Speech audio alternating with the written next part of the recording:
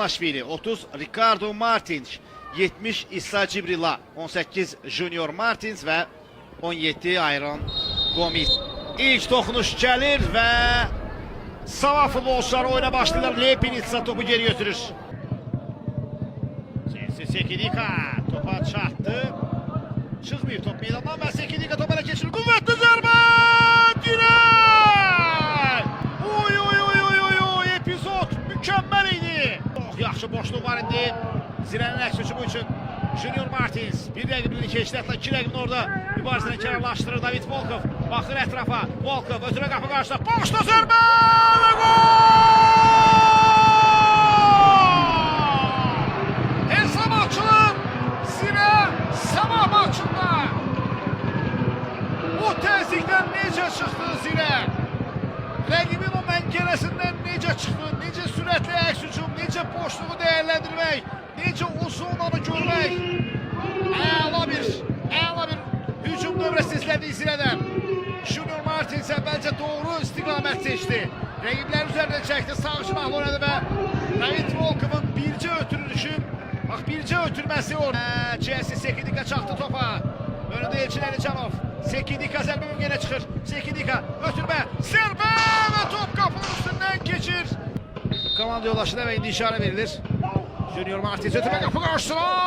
Stas Pakatilov ardınca Sekidika və out.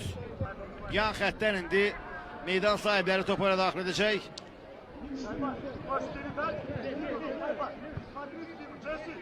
İrasabal, Şafranko, Nuriyev çatır topa. Anatoli Nuriyev baxır ətrafına. Nuriyev ötürmə, Vincent ilə. Cərbə meydançasında Til. Ötürmə qapı qarşı zərbə və gol! Mən etdi izlini təkrarı. Anatoli Nuriyev yaxşı irəlilədi. Gördü cinahı. Vincent Til cərbə meydançasına bax bu cür şığıdı və onun qapı qarşısına ötürməsi golla yekunlaşır. Nuriyev'den ara ötürməsi, Vincent Til'den məhsullar ötürmə. Gücdən zərbə yerinə yetirilmiş kimi komanda. Ötürmə qapı qarşısına. Lepinitsa! Qapı tiri! İvan Lepinitsa!